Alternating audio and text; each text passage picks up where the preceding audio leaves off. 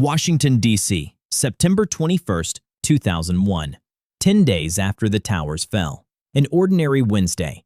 The Defense Intelligence Agency, Bolling Air Force Base, along the Anacostia River. A woman walks into her office the way she has for 16 years. Blazer, sensible shoes, a badge on a lanyard. She is 54. She is the single most respected analyst on Cuba in the entire United States government. A woman other analysts call, only half joking, the Queen of Cuba. She sits down at her desk, and the men are already waiting. FBI, counterintelligence. They have been watching her for months, reading her mail, photographing her apartment, following her to the payphones. They know about the shortwave radio, the water-soluble paper, the Toshiba laptop with the deleted files that were never really deleted. They know she has been spying for Cuba since before most of the people in that building were hired. 16 years. Not one document smuggled out in her purse. Not $1 taken for any of it. The most sensitive secrets America held about Cuba, carried out the only way that leaves no trail at all. In her head. She memorized it. Night after night, she absorbed the classified cables, the operational names, the human faces behind them, walked out the front door with all of it filed behind her eyes, went home, typed it out, and sent it to Havana. Nothing to find, because she had made herself the document. And here is the thing the men in that room could not explain. They could not find the money, because there was no money, no cash, no blackmail, no trap. Nobody held a photograph over her.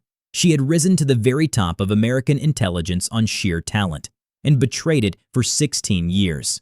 Not for money, not to save her skin, but because she believed, with a certainty that never once wavered, that she was right and her country was wrong. So what do you do with a spy like that? To understand how badly the United States was fooled, you first have to understand how good Ana Montes was at her real job, the daytime one. The one the taxpayer paid for. She was, by universal agreement, brilliant. The analyst who stayed late, read everything, worked through lunch, with a mind that cut to the center of a problem and the nerve to defend a position against anyone in the room. By the 1990s, she was the DIA's senior analyst on Cuba, the person the Pentagon turned to when it needed to know what Castro's government was thinking. She briefed generals. She briefed the Joint Chiefs. She helped draft a landmark assessment of the Cuban military threat, and in a detail too on the nose for a novel, the intelligence community honored her. In the late 1990s, she received a certificate of distinction, presented in the kind of ceremony where the director of Central Intelligence shakes your hand. Picture it, the secret agent of a hostile power, in a room full of America's senior intelligence leadership, decorated for the excellence of her work, and carrying the whole scene home that night to report. The system did not just fail to catch her, it pinned a medal on her.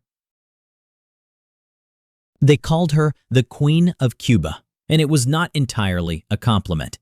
She was cool, contained. She didn't go for after-work drinks, didn't share much, kept a glass wall between her private life and the office. But nobody held it against her, because reserve in an analyst reads as professionalism, and privacy reads as discretion. The very qualities that should have unsettled her colleagues reassured them instead. Here is the terrible irony. She was not faking any of it. She really was that good, and she used that reputation two ways at once. She served Havana with the secrets she carried out, and with the influence she carried in. A trusted analyst does not only steal information, she shapes it. Over years, in cool professional prose, she could nudge the way the United States understood Cuba. How do you measure that? How do you audit a mind? Separate the honest analysis from the analysis quietly tilted toward Havana when they came out of the same brilliant head? You cannot. And that permanent doubt about everything she ever touched is part of what makes her case a nightmare that never fully closes. Ana Belén Montes was born on February 28, 1957, in Nuremberg, West Germany, born, quite literally, into the American military. Her father was a U.S. Army psychiatrist. The family, of Puerto Rican heritage, lived the rootless, disciplined, patriotic life of the army child. And in one of the cruelest ironies in the history of American espionage, Anna was not the only Montes to enter the national security world. A sister worked for the FBI. A brother worked for the FBI. A family split down its spine by a single island, some of them hunting Havana's spies, one of them being the spy, none of them knowing. She went to the University of Virginia, took a degree in foreign affairs in 1979, spoke fluent Spanish, and came to Washington to work for the government, first at the Department of Justice, a rising civil servant on a promising path. But underneath, something was turning, because the years in which Anna came of political age were the years the United States was doing, in Latin America, the things that would define her conscience. In El Salvador, a government Washington armed presided over the murder of tens of thousands. Archbishop Oscar Romero was shot through the heart at the altar for preaching against the killing. 4 American churchwomen were raked and murdered. At El Mozote, a U.S.-trained battalion massacred hundreds of civilians, many of them children, in and around a village church. In Nicaragua, Washington armed the Contras in a war that killed tens of thousands more and involved deceiving Congress and the public. Ana Montes looked at all of it and concluded her country was on the side of the murderers. And her belief was not in itself a betrayal. Millions of Americans shared it.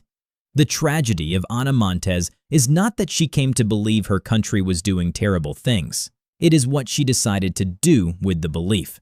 Because from moral outrage runs a road to lawful dissent, protest, journalism, politics.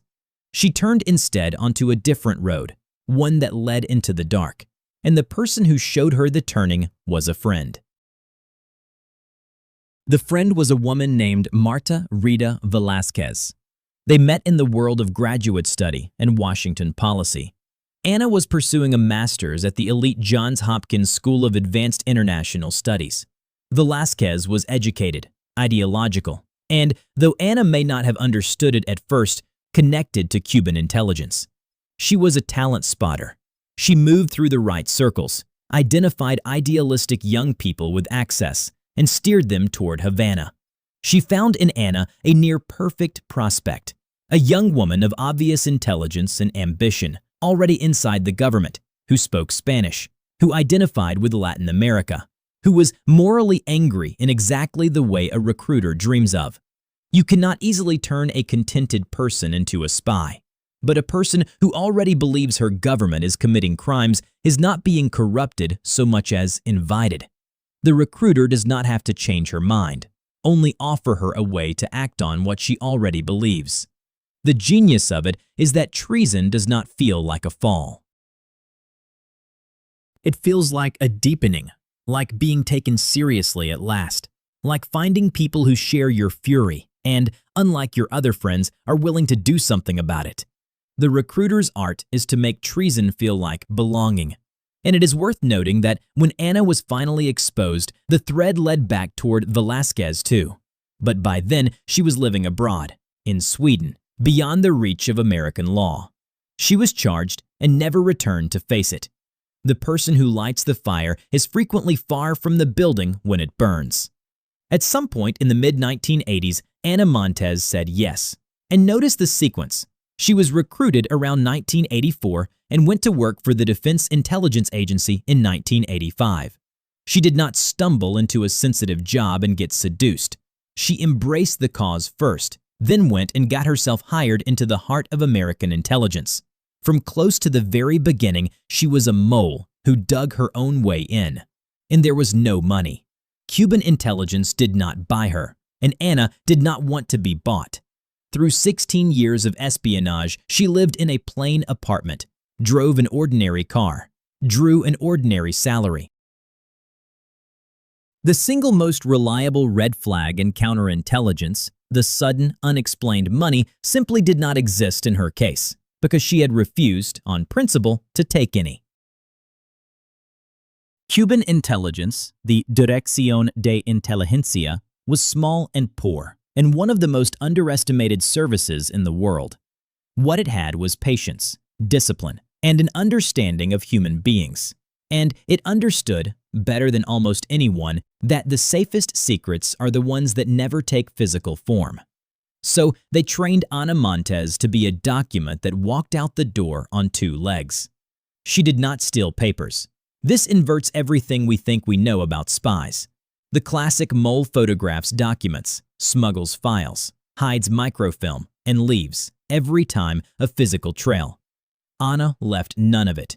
She read the most sensitive material the United States possessed on Cuba, committed it to memory, names, numbers, operational details, and walked out with her hands empty and her purse clean. Whatever a metal detector or a bag search might catch, none of it applied, because the secrets were behind her eyes. Then she went home and, alone, reconstructed the day from memory and typed it into a Toshiba laptop, the machine that would eventually help to damn her, encoded and ready for transmission. The communications read like a Cold War novel because that is what they were. Old, proven, low-tech tradecraft that worked because it was so hard to intercept. Ana received her instructions by shortwave radio, at appointed times, on appointed frequencies. A flat voice reading strings of numbers into the night, the famous numbers stations. To an ordinary listener, meaningless noise. To an agent with the key, a message. There were payphones, rotated with care. There was water-soluble paper, for notes that had to vanish the instant they touched water. But the deepest layer of her tradecraft was not technical. It was the problem of the soul, of going to work among people who trusted you and lying to every one of them, all day, for years, accepting their praise, being promoted by them, and never letting it show. What held her together was the belief. She was not a weak person buckling under shame. She was, in her own mind, a strong person doing a righteous thing. And the certainty that she was right was the steel spine that carried the lie for 16 years. Guilt is corrosive. Certainty is armor. What did she give them? The hardest question to answer, because much of it is still classified, and some of it, by its very nature, can never be fully known. Start with what a service values most, the identities of the other side's people. She is understood to have compromised the identities of American intelligence officers, the very people whose job it was to operate against Cuba. When you burn an officer, you do not just end that officer's usefulness. You endanger everyone that officer ever touched, unravel networks, and put foreign sources' lives at risk. She is also understood to have compromised a highly classified intelligence effort, a special access program known only to a tiny circle. To tell Havana such a program exists and what it can do is to tell them exactly what to hide, to blind, in one stroke, a capability that cost years and fortunes to build. And then there is the subtler damage, influence. As the government's premier Cuba analyst, she helped shape what the United States believed about Cuba in the first place, arguing, with all the authority of her reputation, that the island was not much of a threat. Some of that may, on the merits, have been correct. But that is what makes it so corrosive. Every assessment she ever wrote is now suspect. The United States did not just lose secrets to Ana Montes. It lost, retroactively, its confidence in 16 years of its own thinking about Cuba. Officials who reviewed her case called her one of the most damaging spies in American history, not for the volume of paper she stole, but for the sensitivity of what she reached, the length of time she operated, and the depth of her position at the center of American thinking about Cuba. She did all of it from a modest apartment, on a government salary, with a shortwave radio and a memory and a belief. And she might have done it for many years more. But somewhere in the machinery of American counterintelligence, a few stubborn people had begun to notice small, strange things. They did not know her name. They knew only that somewhere inside the government, someone was working for Havana, and they had started to hunt. Why did she do it? For most spies, we know the answer, because it is a short list. Money, the man who sells his secrets for a bigger house and leaves a trail of unexplained cash. Coercion, the frightened person blackmailed into betrayal, trapped, spying because he cannot see a way to refuse. Ego, the man passed over, who spies to prove he is smarter than the institution that failed him. Thrill, the addict of the double life. Consider the coerced kind, the frightened instrument whose treason is a prison built by someone else. That man is a tool. His masters do not need him to believe anything, only to frighten him. Ana Montes was the photographic negative of that man. She was not weak, not frightened, not trapped. Nobody owned her. She was not passed over and bitter. She was celebrated. She did not do it for money. She was offered payment and refused it, as a corruption of what she believed she was doing. Strip away money, fear, ego, thrill, every engine counterintelligence is trained to look for, and what is left is the one thing that leaves no trail at all. Belief. Pure, unpaid, unforced, unshakable belief. This is why she is so much more frightening than the greedy man or the coerced wretch. Financial monitoring catches the man with the sudden money. Polygraphs are built to rattle the guilty and the frightened. But none of it is designed for the true believer. No financial trail, no crack in the nerve, no sense that she is doing anything wrong. Ask her if she is loyal, and in her own reframed universe, she answers honestly, because she has redefined loyalty to mean a cause instead of a country. The whole security apparatus is a net built to catch a certain kind of fish. Ana Montes was a different animal entirely, swimming right through it, which is exactly why she lasted 16 years inside the one agency built to find people like her. The hunt did not begin with Ana Montes. It began with a fragment, a thread of intelligence, unattached to any name, suggesting only that Havana had a source somewhere it should not. Across the 1990s, American counterintelligence grew convinced that Cuba was running a penetration of the government. This is one of the hardest problems in the whole craft. You believe there is a spy, but your suspect pool is hundreds of thousands of cleared people, and the traitor, if she is any good, looks exactly like everyone else. Worse, Ana was better than everyone else, leaving less trace. So the very things that usually narrow a search did not exist. There was a hard fact that showed how thoroughly she had beaten the defenses. Somewhere in her career, she sat for the polygraph, the machine built to catch precisely the person she was, and she passed. There was no guilt in her for the needle to find, because her mind was not divided. The last line of defense had already looked her in the eye and blessed her. The break came from the technical side, analysts sifting fragments for a pattern, slowly assembling a description of the unknown spy. Not a name, but a profile. Clues about access, about timing, about tradecraft, and one detail that mattered enormously, an indication that the spy used a certain kind of computer, a Toshiba laptop, a needle to search for in a haystack of cleared people. But the profile alone was not enough. Someone had to act on it, even when it pointed at a decorated, respected colleague. And everything in the institutional culture pushed back against that thought. Respected analysts do not get accused of treason on circumstantial fragments. The decent human instinct is to find reasons why it can't be her. The hunters had to override all of it, and quietly, because a careless word in the wrong break room could reach the spy and end the pursuit. Once suspicion hardened, the surveillance turned toward her.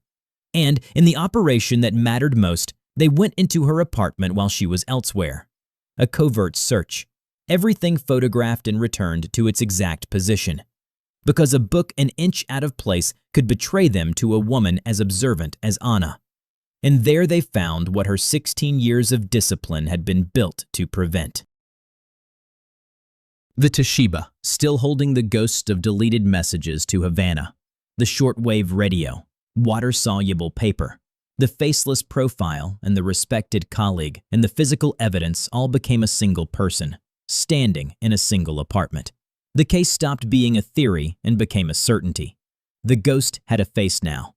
But knowing she was a spy and being able to end her at the right moment were two different things, and events far larger than Ana Montes were about to force everyone's hand.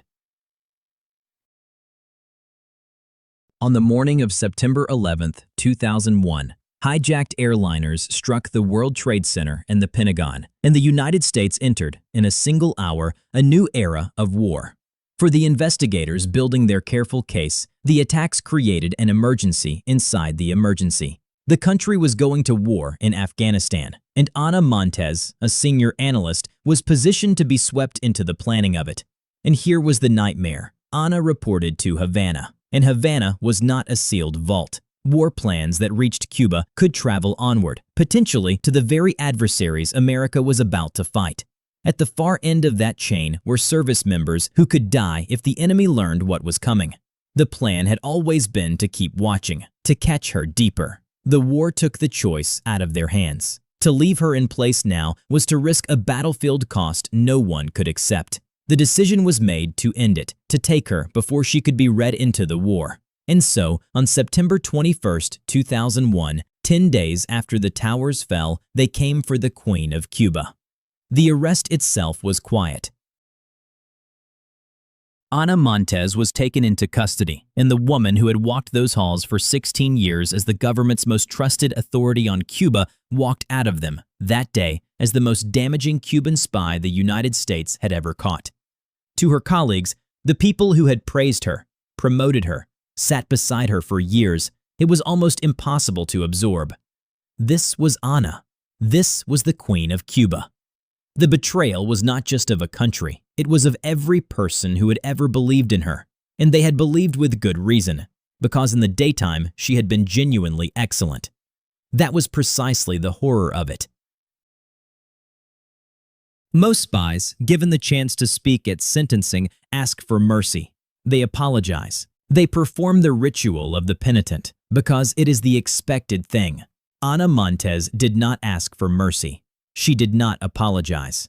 She stood before the court and delivered, in effect, a defense of her treason, a calm, unrepentant statement of the belief that had driven her for 16 years. She spoke of her conviction that American policy toward Cuba had been cruel and arrogant, that she had acted from a sense of moral duty toward the Cuban people. In one of the lines most often quoted from that day, she framed it all as a higher obedience, that she had obeyed her conscience rather than the law, and that where the two conflicted, conscience was the thing she was bound to following. Sit with how disturbing that is. The tradition she reached toward is a real and honorable one. There genuinely are unjust laws, and people who broke the law in the name of a higher truth and were vindicated by history. Montes was invoking one of the noblest ideas we have. And she was invoking it to justify 16 years of espionage for a communist dictatorship, work that compromised her country's officers and served a government that was itself no friend of the freedoms she was exercising as she spoke. That is the vertigo at the center of her. She was not a cynic mouthing pieties. She meant it, and she was, at the same time, catastrophically wrong in the eyes of nearly everyone who was not her. Because real civil disobedience does its work in the open, accepts the penalty, and does not hand a foreign service the identities of one's countrymen. The court did what courts do. Montes was sentenced to 25 years, held for much of it in the restrictive conditions reserved for those whose knowledge is itself dangerous, at a federal medical center in Texas. And when the truth broke, it did not just convict Montes. It detonated inside her own family. Siblings who had built honorable FBI careers on the government's side of the very war their sister was secretly fighting for the other team. She served roughly 2 decades, and in January 2023, she was released, an old woman, into a country changed almost beyond recognition. She did not emerge repentant. There was no recantation, no admission that the long sacrifice had been a mistake. The armor had not cracked. The true believer had believed to the end. The truth about Montes splits, and you have to decide for yourself where you stand, because there is no single verdict that holds all of her at once. In the first telling, she is a woman of conscience, and this is not a lie, however much it unsettles us. The anger that made her a spy was not manufactured. She looked at the archbishop shot at the altar, the massacred villages, the murdered churchwomen, and concluded her government was on the side of the killers. Many sincere and moral people reached the same conclusion. She simply carried it further than any of them. In the second telling, she is a traitor, whose sincerity makes her worse, not better. She did not march or write or run for office. She served a foreign dictatorship for 16 years and compromised her own country's officers. And she felt no remorse for the concrete human beings she endangered, only for the abstract victims who fit her moral story. Sincerity in a spy is not a virtue. It is a force multiplier. The believer's very selflessness is what let her do so much damage for so long. And in the third telling, she is the loneliest figure of all, a brilliant woman who could have risen to the top of American intelligence honestly and fought for justice in the open, and who instead poured every gift she had into a secret life that ended in a cell and changed almost nothing, except to add her name to the roster of traitors. She could never be fully known by a single human being on Earth. She chose the cause over ever being seen. A genuinely tragic way to spend a life. The hardest part is that all three are true at once, and you cannot let go of any one of them without lying about her. Here is what her case leaves burned into American intelligence forever. The greedy spy is caught by the money. The frightened spy breaks under the fear. But belief does not run out. It is renewable. A person can believe the same thing with undiminished intensity for a lifetime and pass every polygraph, survive every financial check, and look her friends in the eye each morning without her hands shaking, because she does not feel she is lying. The traitor you can buy will always, in the end, leave a trail. It is the one who believes who will look you in the eye for a lifetime and never blink. If a story like this is why you're here, the spies who were never in it for the money, the ones the machines could never catch, subscribe and stay with us. There are more of them than you think.